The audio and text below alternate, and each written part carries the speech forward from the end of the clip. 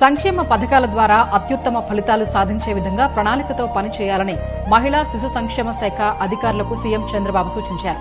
రాష్ట్రంలో వీలైనన్ని విమెన్ హాస్టళ్లు అందుబాటులోకి తీసుకురావాలని ఆదేశించారు. మహిళా శిశు సంక్షేమ శాఖపై సచివాలయంలో సీఎం సమీక్ష నిర్వహించారు.